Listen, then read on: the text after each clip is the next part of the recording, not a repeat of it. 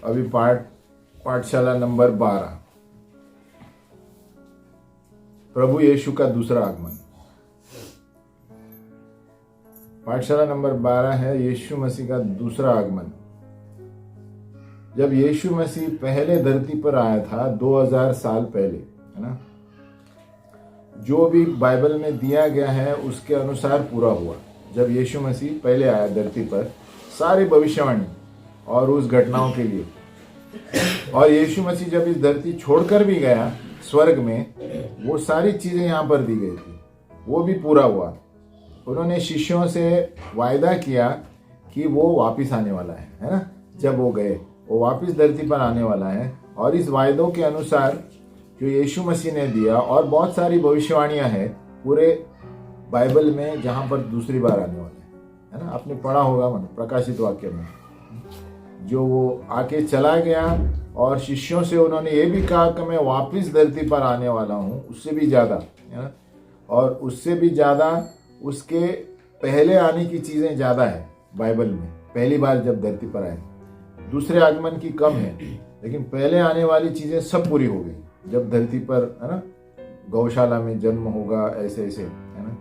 और जिस तरह पहले आने में पूर्ण रूप से भविष्यवाणी हुई, उसी तरह उसके दूसरे आगमन की भी होने वाली है। तो बहुत से लोग इस पे शंका करते हैं, अरे कितना साल हो गए, किधर है प्रभु, है ना। हम वचन पढ़ेंगे उसके बारे में, है ना।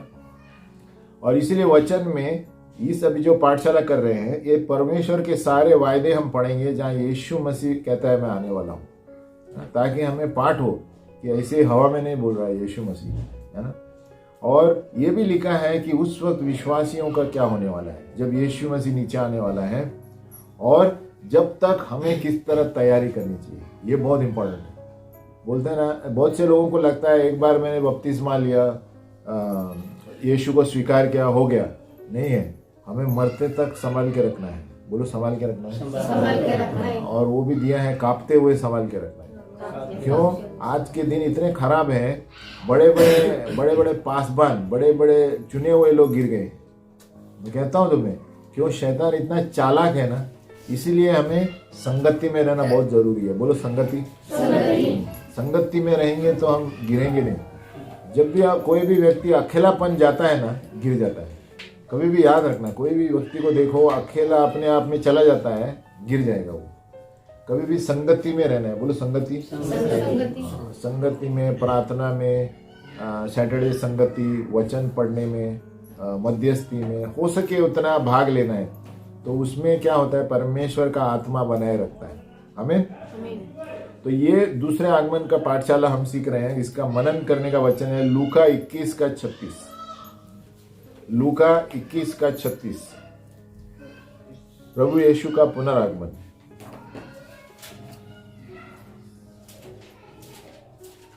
अभी हमने अलग अलग पाठशाला सब नींव के बारे में हमने पढ़ा। बपतिस्मा, उद्धार क्या है, दशमांश क्या है, ये सब वचन के नींव है इस बाइबल के। ये 12-13 पाठ होंगे, तो बाद में हम दूसरा पढ़ेंगे जो विस्तार से उत्पत्ति में क्या है। तो लूका का 21 का 36 हम पढ़ते हैं। यहाँ लिखा है, इसीलिए जागते रहो। बोलो जागते रहो, और हर समय प्रार्थना करते रहो कि तुम इन सब आने वाली घटनाओं से बचने और मनुष्य के पुत्र के सामने खड़े होने के योग्य बनो। तो ये क्या दिया है? जागते रहो और हर समय प्रार्थना करते रहो। इसलिए प्रार्थना ही एक चीज है जो आपको बचा सकती है आज के दिन में। वचन और प्रार्थना, और कोई चीज नहीं। किधर भी कुछ भी होता है, प्रार्थना करो। भले सब चीज असंभव दिखती है, लेकिन आपको प्रार्थना की वजह से सब चीजें हिल जाएगी। हमें आपको लगता होगा मैं अकेला हूँ, मैं अकेली हूँ, करने का प्रार्थना। प्रभु एक व्यक्ति का प्रार्थना सुन के स्वर्गदूत भेज सकता है। हमें हमारे विश्वास के ऊपर है। तो ये दूसरा आगमन, यानी हमें सतर्क रहना है, प्रभु के आने से प्रार्थना करना है। अभी हम पढ़ेंगे यीशु मसीह के आने के वायदे, है ना। यीशु मसीह के आने के सब वायदों के ऊपर प्रश्न।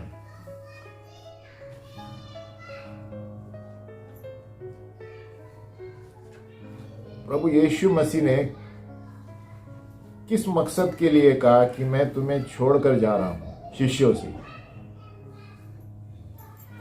यीशु मसीह ने किस मकसद से कहा कि मैं तुम्हें छोड़कर जा रहा हूं?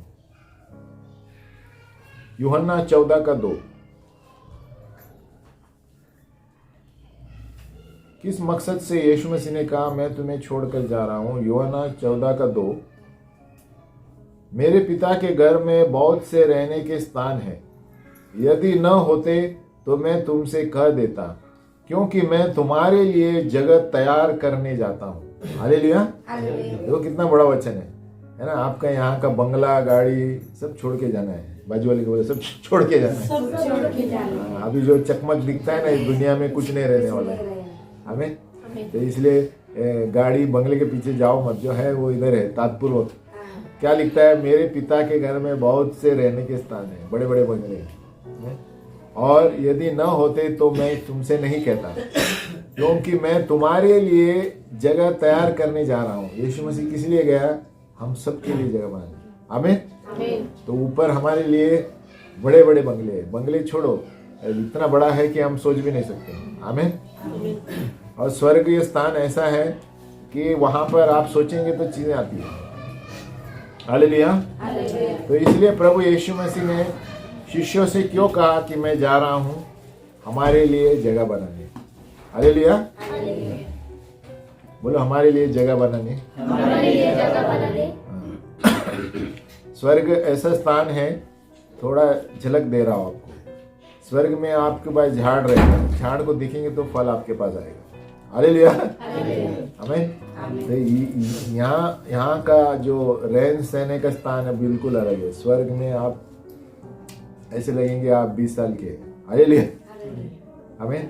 यहाँ भले 80 साल के, 90 साल के होंगे, जैसे मर जाएंगे 16 साल के हो जाएंगे। हालेलुया।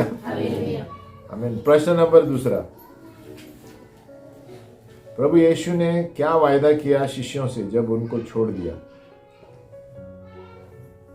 जब यीशु मसीह ऊपर चला गया तो यीशु शिष्यों से क्या वायदा किया? यूहन्ना 14:3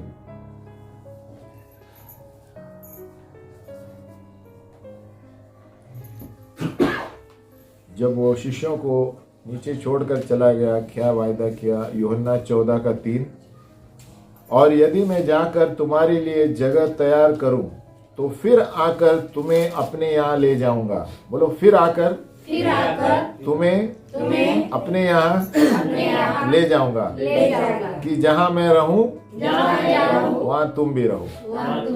आमीन। तो प्रभु क्यों गया? बोले मैं आकर आपको लेके जाने वाला। हालेलुया। प्रश्न नंबर 3, जब यीशु मसीह स्वर्ग में उठा लिया गया, स्वर्गदूतों ने क्या वायदा किया? जब यीशु मसीह स्वर्ग उठा लिया गया तो स्वर्गदूतों ने क्या वायदा किया?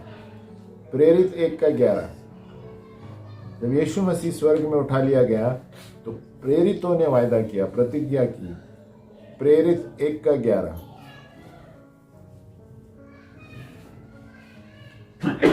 और वे कहने लगे, हे गलीली पुरुषों, तुम क्यों खड़े स्वर्ग की ओर देख रहे हो?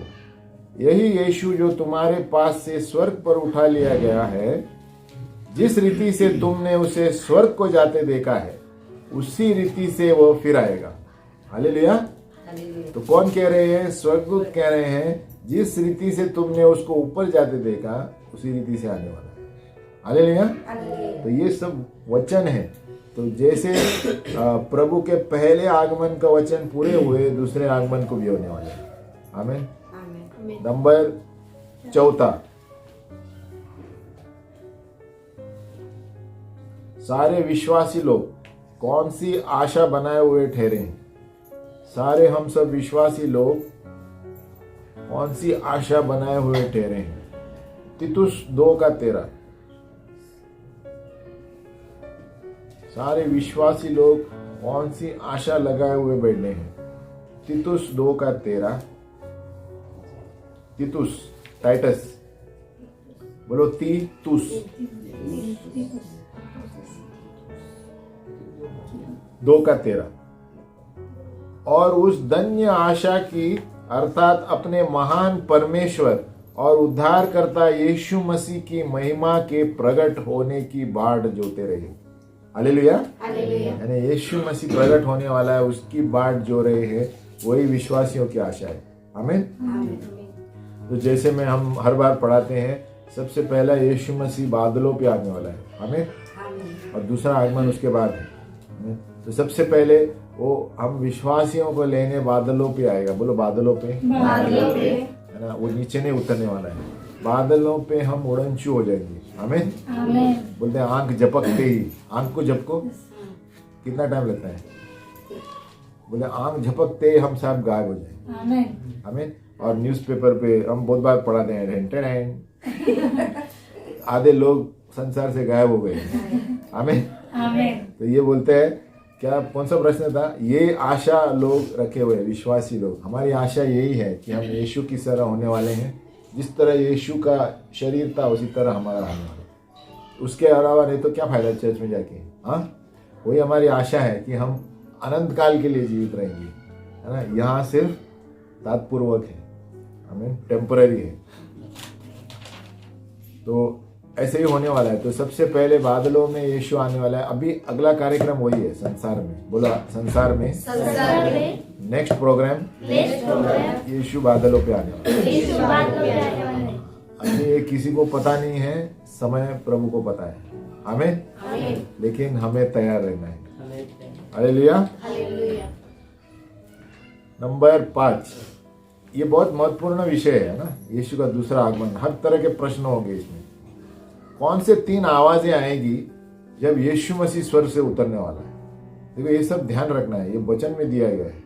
सब आवाज के साथ 70 mm पिक्चर सब आने वाला है। हालेलुया। सब कुछ होने वाला है, जैसे हम चित्र में देख रहे हैं ऐसे होने वाला है। और बहुत से लोग विश्वास नहीं करते इसको। कौन से 3 आवाजें सुनने वाली है जब यीशु मसीह स्वर्ग से? 1 थिस्सलुनीका 4:16।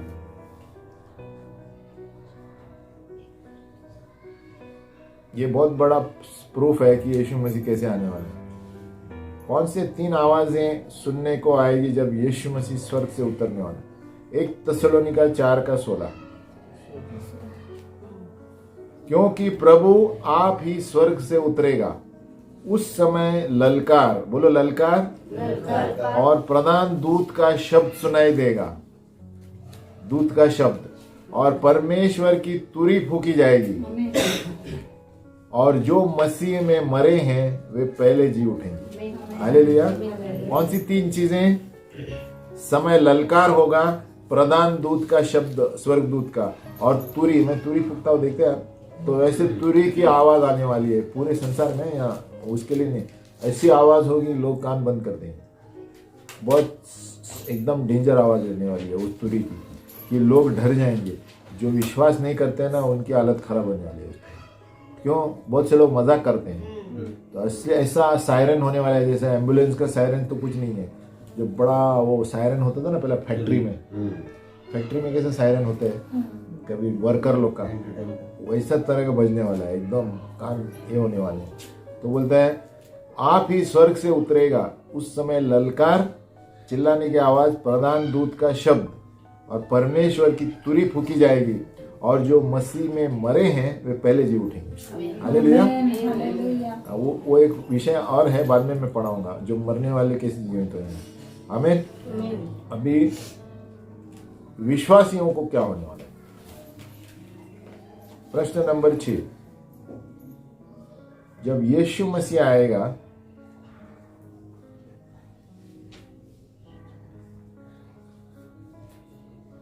जब यीशु मसीह आएगा क्या सभी विश्वासी लोग मरे हुए रहेंगे? जब यीशु मसीह आएगा तो क्या सभी विश्वासी लोग मरे हुए रहेंगे? 1 कोरिन्थियों 15:51। जब यीशु मसीह आएगा क्या सभी विश्वासी लोग मरे हुए रहेंगे? 1 कोरिन्थियों 15:51।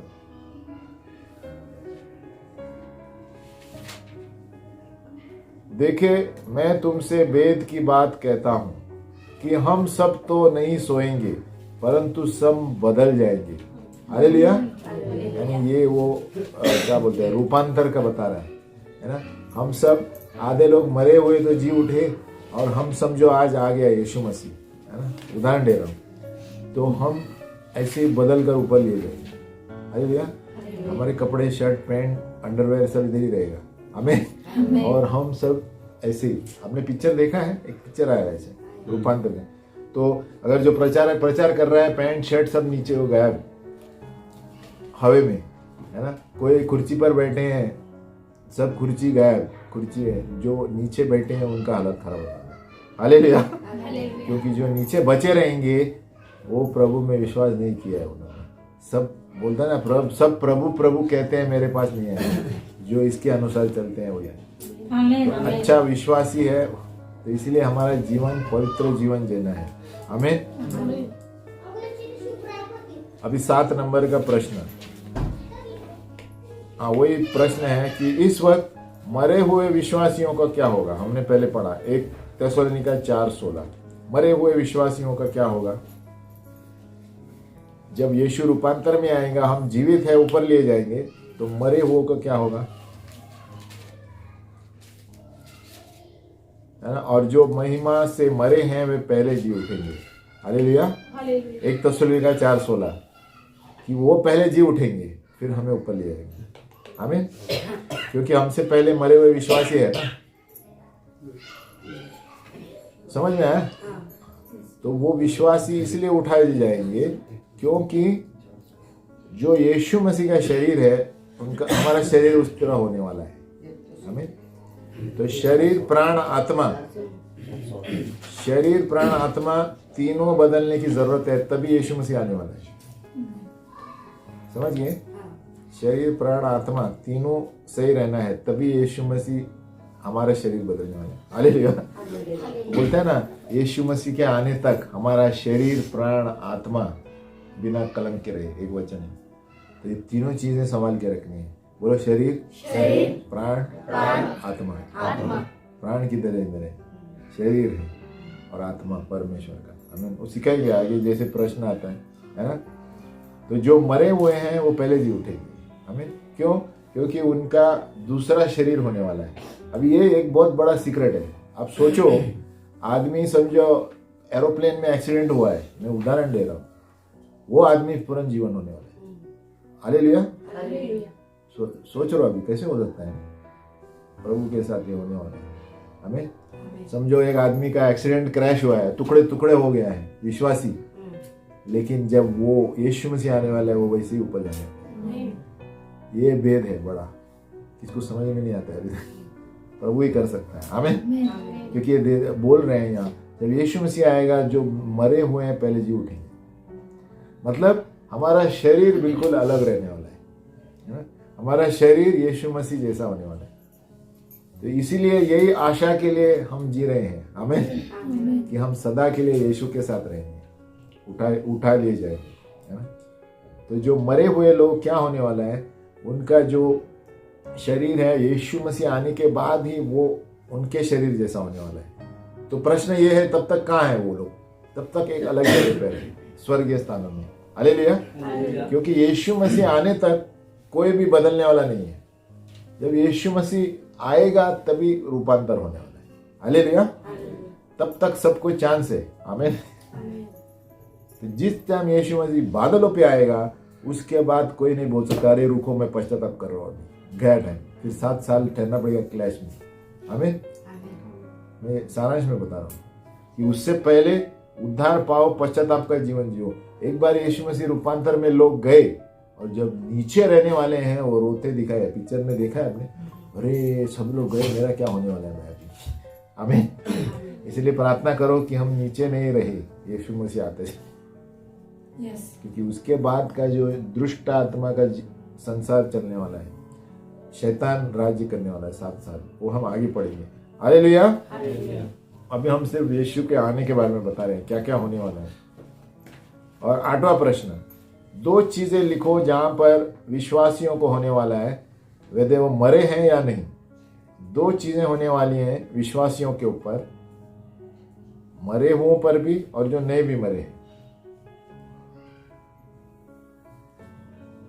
1 कोरिन्थियों 15 का 51,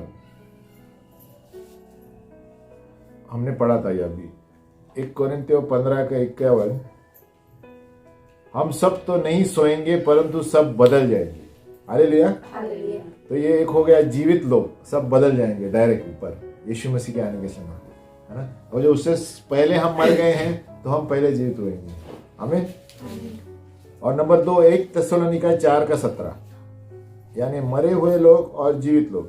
1 थिस्सलुनीका 4:17, तब हम जो जीवित और बचे रहेंगे उनके साथ बादलों पर उठा लिए जाएंगे। बोलो, तब हम जो जीवित और बचे रहेंगे उनके साथ बादलों पर उठा लिए जाएंगे कि हवा में प्रभु से मिले, और इसी रीति से हम सदा प्रभु के साथ रहे। तो ये सबसे मेन है एक विश्वासी का जीवन। जब हम जाएंगे प्रभु के साथ रहेंगे। आमीन। तो बोलता है हवा में, तो प्रभु यीशु पहली बार धरती पर नहीं आने वाला है, बादलों पर आएगा, लेके जाएगा। हालेलुया। दूसरा आगमन उसके बाद। तो पहले हम इसके लिए तैयार रहना है कि हम यीशु के साथ ऊपर जाए। अगर जो नीचे रहे तो, क्योंकि नीचे जब है वो 7 साल का सब खौफनाक जीवन है इस संसार में, है ना। वो संसार में ऐसे होने वाला है, शैतान का राज्य है। 7 साल तलवार मारा मारी, ये सब हालत खराब है। बोलते कोई सोच भी नहीं सकता ऐसा चीजें होने वाले हैं, खून खराबा। इसलिए उससे पहले हमें एक पवित्र जीवन जीना है। बाजू वाले बोलो, पवित्र जीवन जियो और यीशु के साथ चले जाओ। आमीन। ये 2 चीजें, मरे हुए जीवंत होंगे और उसके साथ नया शरीर मिलेगा, और जो जीवित है उनका भी रूपांतर होगा। आमीन। प्रश्न नंबर 9, क्या ये विश्वासी लोग प्रभु से अलग होंगे? क्या ये सारे विश्वासी लोग प्रभु से अलग होने वाले हैं? वही 1 थिस्सलुनीका 4:17, क्योंकि ये संसार से जाने वाले हैं ना। तो प्रश्न ये है, क्या ये सब अलग होने वाले हैं प्रभु से जाने के बाद? नहीं। क्या लिखा है कि हवा में प्रभु से मिलेंगे और इस रीति से हम सदा प्रभु के साथ रहेंगे। हालेलुया। हम प्रभु से अलग नहीं होंगे, हम अनंत काल के लिए यीशु के साथ रहेंगे। आमीन। बोलो अनंत काल के लिए। बोले हमारा लाइफ का दी एंड। हालेलुया। हमारा जो जीवन हो गया अभी उधर अनंत का जीवन। आमीन। दी एंड मतलब फिर दूसरा जीवन चालू होगा आत्मिक ऊपर से, वो मैं बाद में सिखाऊंगा। आमीन। लेकिन इस कष्ट का जीवन से छुटकारा। आमीन। बोलते ना, अरे कभी सुटका बैठना रे बाबा, ऐसा बोलते ना। लेकिन हमें काम करना है पहले, है ना। बहुत से लोगों को लगता है अरे अच्छा कितना होगा, प्रभु कभी लेके जाएगा। अरे पहले काम करने का है। प्रभु ने काम दिया है तुमको इधर। हाँ, सुसमाचार कौन सुनाएगा? हालेलुया। हमें वो सुनने में अच्छा लगता है, अरे कितना अच्छा हो। प्रश्न नंबर 10, जब हम असली में प्रभु को देखेंगे तो हमारे अंदर क्या बदलाव आएगा? जब असल में हम प्रभु के सामने रहेंगे तो हमारे अंदर क्या बदलाव दिखेगा? यहां प्रभु के सामने खड़े हो गया। 1 यूहन्ना 3:2, जब असली में हम प्रभु के साथ रहेंगे तो क्या हमारे अंदर बदलाव रहेगा? 1 यूहन्ना 3:2, हे प्रियो, अभी हम परमेश्वर की संतान हैं और अब तक यह प्रकट नहीं हुआ कि हम क्या कुछ होंगे। इतना जानते हैं कि जब वह यानी यीशु मसीह प्रकट होगा तो हम भी उसके समान होंगे। बोलो उसके समान होंगे। क्योंकि उसको वैसा ही देखेंगे जैसा वह है। हालेलुया। यानी क्या होगा पता है? जब हम यीशु के साथ रहेंगे वो और हम एक ही रहेंगे शरीर। आमीन। और यही बड़ा भेद है विश्वासी का। एक विश्वासी क्रिश्चियन इसलिए जीता है कि हम यीशु की तरह होने वाले। आमीन। नहीं तो क्या फायदा चर्च में? क्या फायदा अगर जो दूसरे संसार की तरह हम जिएंगे, मरेंगे, गाड़ेंगे, किधर जाएंगे फिर? यही हमारी आशा है कि यीशु मसीह के साथ। इसीलिए एक विश्वासी का आशा ये है कि अनंत काल के लिए जीवित रहेगा और यीशु की तरह रहेगा। आमीन। पता है यीशु मसीह जब फिर शिष्यों को आया है ना, क्या बोलते हैं, दीवार आर पार करके गया। हम भी वैसे होंगे। हालेलुया। देखा आप, जब यीशु आया शिष्यों को मिलने के लिए, वो बोलते हैं ना दरवाजा बंद था लेकिन अंदर आया वो, तो उस तरह हम होने वाले। आमीन। तो उसी तरह अभी भी हम जब दर्शन देखते हैं कभी कभी, ये अभी भी संभव है, लेकिन उतना आपको प्रार्थना में समय देना है ना। कितने ऐसे लोग हैं जहां पर हम प्रार्थना के लिए नीचे बैठे हैं, लेकिन हम देख सकते हैं हम नीचे हम ऊपर उड़ रहे हैं। आपने सुना है कभी? होता है। अगर जो आप प्रार्थना में डेली बैठेंगे 1-1 घंटा 1.5 घंटा, कभी ऐसा पता चलेगा आप ऊपर हैं और आप देख रहे हैं नीचे बैठ के प्रार्थना कर रहे हैं, मतलब आत्मा ऊपर गया है। आमीन। तो इसके लिए प्रभु उतना ही बताएगा कभी कभी आपको जितना आप सहन कर सकते। आमीन। ऐसे लोग हैं बहुत जो इधर प्रार्थना करते हैं लेकिन ऊपर स्वर्ग में राउंड मार के आते हैं, ऊपर से देख सकते हैं नीचे बैठे हैं। आमीन। और एक अभी ये टॉपिक आया तो मैं बताता हूँ। अभी भी एक पुस्तक मराठी में है नहीं, वो जो 400 साल का साधु है कैलाश पे, कैलाश एक पर्वत है हिमालय में, 400 साल का प्रभु का दास है। ये कोई बताता नहीं है। ऊपर कैलाश जो है ना इनका, उसके बाजू में दाढ़ी में इतना बड़ा नहीं। वो प्रभु ने बोला क्यों रखा है इसको, मध्यस्थी करने के लिए दुनिया के लिए। और जो उसको देखा है साधु सुंदर सिंह ने उसको देखा है, लेकिन दूसरा जिसने पुस्तक लिखा है उसने उसके बारे में, मेरे पास पुस्तक है लेकिन इंग्लिश में है, आज तक जीवित है। वो एरिया पे कोई जाता ही नहीं है, जा भी नहीं सकता है, कोई छोड़ेगा भी नहीं। उसके इर्द गिर्द सब स्वर्गदूत है, यूट्यूब पर दिखते हैं, यूट्यूब पे बताएं। और उसको मिलने के लिए आते हैं कौन, यूहन्ना, ये सब लोग आते हैं, शिष्य लोग आते हैं, जो मरे हुए थे ना बाइबल पे पात्र, वो भी मिलने आते हैं। तो इतना हाई लेवल है उसका, तो कोई तो उसको हाथ तो लगा ही नहीं सकता है। लेकिन उसने पूछा कि क्यों रखा है उसको, बोलते संसार के लिए मध्यस्थी कर रहा है। 400 साल उम्र है उसका, वो है आदमी मिस्र देश का। तो प्रभु ने उसको, तो वो एक गवाही है कि प्रभु रखा है लोगों को, और वो लोगों से वार्तालाप भी करता है कि ऐसे ऐसे प्रश्न पूछता है कभी, जैसे बाइबल में था ना वो नैन के मरे हुए पुत्र को जीवित किया ना यीशु ने, तो वो पुत्र अभी आके उसे मिलता है उधर। तो वो पूछता है उसे, अरे आपको जब जीवित किया आपको कैसे लगा, ये सब प्रश्न पूछता है। वो जीवित है ना, वो लड़का मर गया ऊपर, जो यीशु ने ना एक लोग रास्ते पे चल रहे थे, उसके बेटे को जीवित किया। तो बोलते वो बेटे आका मिलता है वो आके उसे मिलता है, तो ये प्रश्न पूछता है तुमको कैसा लगा, आप सोए थे। तो ये सब, हालेलुया, ये सब चीजें आत्मिक चीजें हैं, हमें विश्वास करनी चाहिए। तो प्रभु आपको भी दिखाएगा कोई कोई चीज, हालेलुया। तो हमारा प्रश्न था क्या हम अलग नहीं होंगे, यीशु के सरी हो जाएंगे, है ना? नहीं, क्या होगा जब हम यीशु के ऊपर जाएंगे, यीशु के सरे हम दिखेंगे। 1 यूहन्ना 3:2, बराबर ना? तो हम भी, हमारा शरीर भी यीशु का शरीर होने वाला। आमीन। तो कभी कभी आप बैठ के ये सोचेंगे ना, तो आप सोचेंगे अरे क्या नौकरी विक्री करने का, है ना? ऐसा आता है ख्याल, अरे लिया, अरे उधर जाके आराम से रहेंगे, लेकिन इधर काम करना है। आमीन। इधर इधर सबका बुलावा है, बाजू वाले को बोलो बुलावा है। प्रभु आपको ऊपर पूछने वाला है, आपने क्या किया मेरे लिए, ऐसा ही खाली हवा में ऊपर। आमीन। तो इसीलिए हम कष्ट क्यों उठाते हैं, प्रभु ने हमको बुलावा दिया है, उसका फल मिलेगा, सबके सर पर मुकुट होगा। आमीन। अभी 11वां प्रश्न, हाँ देखो, इस बदलाव के वजह से एक विश्वासी का शरीर कैसा होगा, देखो ये भी प्रश्न है। इस जब बदलाव होगा, यीशु की तरह हम होंगे, तो विश्वासी का शरीर कैसा होगा? फिलिपियो 3:21,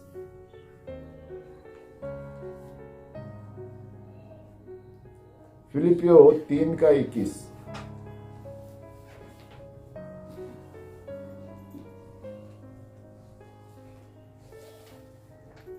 मराठी में पढ़ते हैं पास्टर, फिर मैं हिंदी में पढ़ता हूँ। फिलिपियो 3:21 कि किस तरह हमारा शरीर होगा यीशु के पास जाने का। तो ज्या सामर्थ्याने सर्व काही आपल्या स्वाधीन करायला शक्तिमान आहे, त्या सामर्थ्याने तो आमचे नीच स्थितीचे शरीर आपल्या गौरवाच्या शरीरासारखं व्हावं म्हणून त्याचे स्वरूप पलटी। तो बदल जाएगा। हिंदी में दिया है, वह अपनी शक्ति के उस प्रभाव के अनुसार जिसके द्वारा वह सब वस्तुओं को अपने वश में कर सकता है, हमारी दीनहीन शरीर को रूप बदल कर अपनी महिमा की शरीर के अनुकूल बना देगा। हमें तो हमारा शरीर महिमा का शरीर होगा। हमें इसलिए जैसे मैंने बताया, महिमा क्या होता है, ये यीशु की महिमा, शकायना महिमा होती है। जब कलीसिया में आएगी नीचे तो आदमी खुद ब खुद उड़ जाएगा। ऐसे ही ये इतना सामर्थ्य रहता है वो शरीर में, है ना। इसके लिए बहुत कम है, हमें प्रार्थना करना चाहिए ऐसे चमत्कारों के लिए। तब लोग डर जाते हैं, हमें खुद ब खुद डर के घुटना टेकते हैं, है ना। नहीं तो अभी बोलते हैं सबूत बताओ तुम क्या करता है ये। तो हमें रोज महिमा के लिए प्रार्थना करनी चाहिए इस तरह कि परमेश्वर की साक्षात महिमा चर्च में उतरनी चाहिए। तब क्या होता है, लोग हिल जाते हैं पूरा, ऐसे जैसे हवा का झोंका आता है ना, सब फेंक दिया जाता है ना। आप विश्वास नहीं करेगा, इधर खड़ा रहेगा ना, उधर उड़ के जाएगा सीधा। इतना पावर रहता है उसमें ना। लेकिन इसके लिए भी बहुत प्रार्थना की जरूरत है ना। हम आपस में बोलते हैं, लेकिन इतना प्रार्थना और प्रभु की इच्छा है तो भेजेगा। बोलते ना, शकीना महिमा मूसा के पास था। मूसा जब नीचे उतरा तो उसका चेहरा इतना चमका, लोग देख नहीं सकते थे उसको, चेहरा छुपा दिया उसने। हालेलुया। तो ये कब होता है, जब हम प्रार्थना में बैठते हैं ना। इतना वही वो जो साधु मैंने बताया 400 साल है, तो सोचो इसका प्रकाश क्या रहेगा। वो ऐसे ही बैठा रहता है जैसे कि, है ना। और जब साधु सुंदर सिंह उसको देखा, वो डर गया पहले, क्योंकि वो ऐसा भयानक दिखता था ना। 400 साल वाला आदमी इतना बड़ा ना, कौन वो पहले डर गया। बाद में उसको पता था वो आने वाला है। वो एकदम आत्मिक रूप से पता चलता है कौन घूम रहा है उधर, क्योंकि वो जो एरिया है वो खतरनाक एरिया है। जो पहाड़ है कैलाश, पता है ना, मूर्ति पूजा का एरिया है, लेकिन उसको कोई हाथ नहीं लगाता है ना। कैलाश का वो जो है ना, शैतानी शक्तियां भी बहुत है वहां पर, लेकिन प्रभु ने उस कुछ कारण के लिए रखा है। शायद अंत के दिन में वहां की शक्तियां मार डालने वाले। हालेलुया। आपको पता है ना आपको कौन सी शक्तियां वहां पर। हमें तो ऐसे हैं, ऐसे हमारा शरीर परमेश्वर की महिमा जब रहेगी ना, तो आपको किसी बात की चिंता नहीं करनी है। कोई आपको हाथ भी नहीं लगा सकता है परमेश्वर की इच्छा के बिना, है ना। और लोग खुद ब खुद पश्चाताप करते हैं, आपको कुछ बताने की जरूरत नहीं पड़ेगी। अभी भी होता है कलीसिया में, अब देखेंगे कभी कभी लोग ऐसे आते हैं और रोते। परमेश्वर की महिमा है, किसने कुछ किया, हाथ भी नहीं लगा उसको, परमेश्वर काम करता है। आमीन।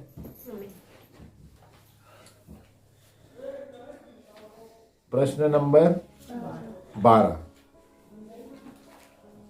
कौन से दो शब्द पौलुस इस्तेमाल करता है एक विश्वासी के शरीर के लिए पुनरुत्थान के बाद? पौलुस दो शब्द इस्तेमाल करता है जब एक विश्वासी का रूपांतर होगा, वो कौन सा शरीर होगा? दो शब्द पौलुस 1 कोरिन्थियों 15:53। जब एक विश्वासी पुनरुत्थान होता है यीशु की तरह, तो कौन से दो शब्द इस्तेमाल करता है शरीर का? 1 कोरिन्थियों 15:53। कारण या नाशवंताने अविनाशपण नेसावे आणि हे मरणारे याने अमरणपण नेसावे हे आवश्यक आहे। हाँ, क्योंकि अवश्य है कि यह नाशमान शरीर जो है अविनाश को पहन ले और यह मरणहार शरीर अमरता को पहन ले। यानी अभी जो हमारा शरीर है ये बांस मारने वाला शरीर है। बोलो, बांस मारने वाला। आप कितना भी बड़ा सूट मारो, सेंट मारो, पसीना आएगा तो क्या होता है ना। अभी कितना भी सेंट मार के पूरा बॉटल अंदर डाल दो, वो कब्रिस्तान में क्या होएगा? बॉडी का। हाँ, तो ये हमारा शरीर मिट्टी का है, मिट्टी में जाएगा, तो हमको अमरता का शरीर मिलेगा।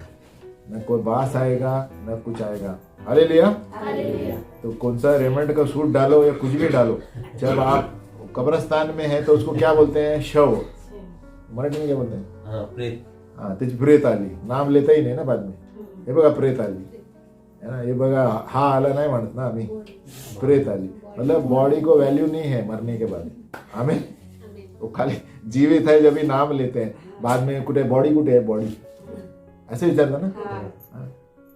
पास्टर कुठे आहे नाही विचारना, बॉडी कुठे है? मैं पास्टर जनरल में बोल रहा हूँ। हालेलुया। बरोबर। ये सोचने की बात है, बोलते ना बॉडी मतलब गया आदमी, वो आत्मा में चला गया उसका ऊपर। तो ये बदलाव के वजह से अमरता का शरीर मिलने वाला है। प्रश्न नंबर कौन सा था? 12 ना। अब 13वां प्रश्न, पवित्र शास्त्र उसके बाद कौन सा आनंद बताता है विश्वासियों का? पवित्र शास्त्र इस पुनरुत्थान के बाद क्या आनंद बता रहा है विश्वासियों में? किस तरह का आनंद होगा? प्रकाशित वाक्य 19:9। जब विश्वासी लोगों का शरीर बदल जाएगा, किस तरह का आनंद होगा उनका? प्रकाशित 19:9।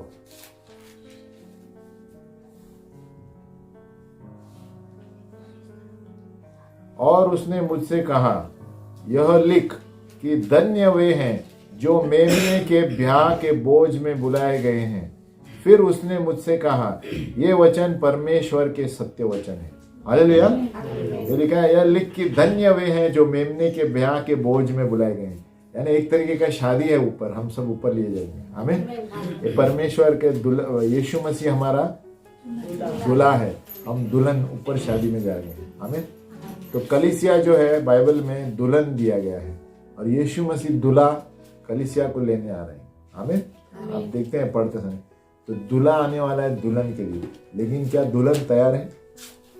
दुल्हन को तैयार रहना पड़ता है ना, है ना? बाजू वाले विचार, दुल्हन तैयार है तुम्हें? अभी ये जेंट्स भी दुल्हन है, इसमें कलीसिया ही दुल्हन है। ये इसलिए क्या तैयार है? पवित्र बिना दोष का जीवन रहना चाहिए, हमारा आत्मा प्राण शरीर, है ना, अच्छा जीवन देना चाहिए हमें, तभी हम उस दूल्हा हमारे ऊपर लेकर जाएंगे। अभी हम दूसरा विषय लेंगे, इसके लिए विश्वासी लोग कैसे तैयारी रखें, ये विषय ली।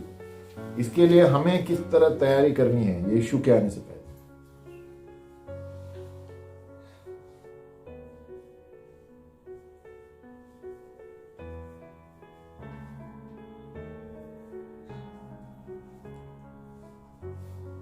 और मेमने की पत्नी ने क्या कहा, क्या किया इस शादी के पहले? ये प्रश्न है। मेमने की पत्नी ने शादी के पहले, ये भोज अभी हमने पढ़ा ना, क्या कहा? प्रकाशित 19:7। मेमने की पत्नी इस शादी के भोज से पहले क्या किया? प्रकाशित 19:7।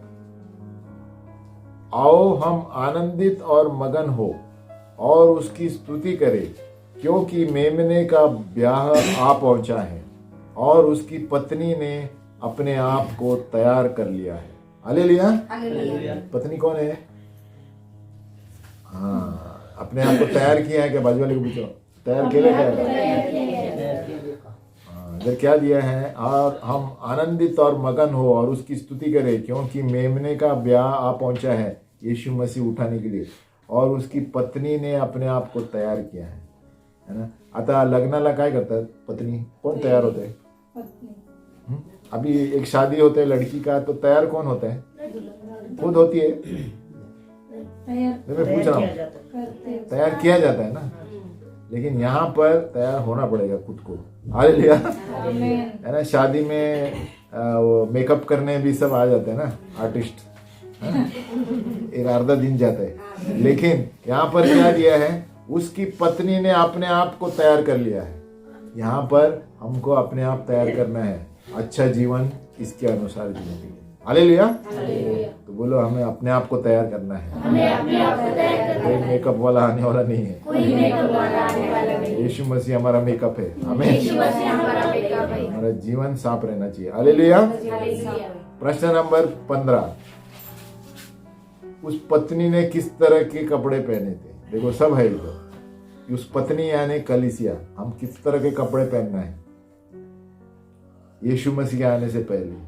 प्रकाशित 19:8।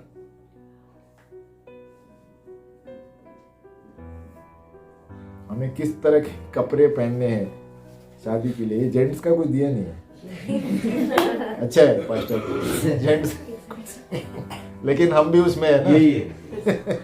हमारा भी पोशाक वही रहेगा। प्रकाशित 19:8, और उसको शुद्ध और चमकदार महीन मलमल पहनने का अधिकार दिया गया। क्या बोलते हैं? शुद्ध और चमकदार महीन मलमल, क्योंकि उस महीन मलमल का अर्थ है पवित्र लोगों के धर्म के काम। बाजू वाले को पूछो, धर्म के काम क्या है आपका? हाँ, इसका प्रश्न का उत्तर प्रभु को देना है। आपने क्या किया प्रभु के लिए? हालेलुया। बोलते हैं उस महीन मलमल का अधिकार, कपड़ा मतलब क्या है? पवित्र लोगों के धर्म के काम। हम पवित्र लोग, हमने क्या क्या किया? प्रश्न प्रभु पूछे, क्या किया तुमने लोगों को नरक में जाने से बचाने के लिए? हालेलुया। और अपने आप को पवित्र करने के लिए। तो ये है हमारा कपड़ा। हमारा कपड़ा क्या है? हमारी सेवकाई। हमने क्या किया? प्रभु के धर्म के काम। बोलो काय केलं तुम्ही प्रभूसाठी? काय केलं? बाजूला विचार। हालेलुया। कुछ नहीं किया रहेगा तो डंडा से मिलेगा बरोबर। हालेलुया। इसलिए पास्टर जब बोलते हैं सब सेवकाई में लगो, सेवकाई में लगो। आमीन। फिर 16वां प्रश्न वहीं पर दिया है। ये महीन मलमल का अर्थ क्या है ना? वही है, मलमल का अर्थ क्या है? महीन मलमल, उसका अर्थ है पवित्र लोगों के धर्म के काम। प्रकाशित 19:8, यानी धर्म के काम। अपने आप के लिए लिखो, मेरे धर्म के काम। तो आप समझ में आएगा। आमीन। मास्टर कितनी टाइम है? 5 मिनट। बंद करेंगे यहाँ पर, नहीं, हम 5 मिनट है ना? तो हमारे धर्म के काम, बोलो जोर से, धर्म के काम। धर्म के काम। हाँ, तो आप अपने आप से घर में जाके पूछो, मैं क्या क्या करता हूँ, मैं क्या क्या करती हूँ प्रभु के लिए, उसके अनुसार मेरा कपड़ा है। आमीन। नंबर 17, और 10 कुंवारियों में से शादी में कौन कौन से गए? 10 कुंवारियों में से शादी में कौन कौन गए? मत्ती 25:10। 10 कुंवारियों में से शादी में कौन कौन गए? मत्ती 25:10। मत्ती 25:10। 10 कुंवारियों में से शादी में किनको लिया गया? जब वे मोल लेने को जा रही थी तो दूल्हा आ पहुंचा, और जो तैयार थी वे उसके साथ ब्याह के घर में चली गई और द्वार बंद हो गया। आमीन। सो जो धर्म के काम में तैयार है उनको ही लिया जाएगा। हालेलुया। क्या बोलते हैं? जो तैयार थी उनके साथ गए, बाकी दरवाजा बंद। आमीन। तो प्रभु उनको ही लेगा जो धर्म के सही काम कर रहा है, प्रभु के लिए काम कर रहे हैं, है ना? सेवकाई कर रहा है, पवित्र जीवन जी रहा है। बाकी के लिए दरवाजा बंद। बोलो दरवाजा बंद। दरवाजा बंद। आमीन। बाद में इधर ही रहो। हाँ? तो प्रश्न नंबर 18,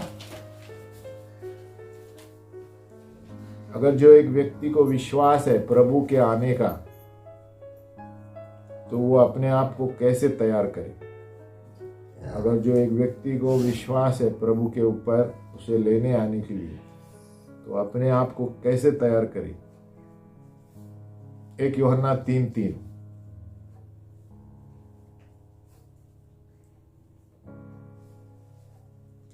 1 यूहन्ना 3:3, और जो कोई उस पर यह आशा रखता है वह अपने आप को वैसा ही पवित्र करता है जैसे वह पवित्र है।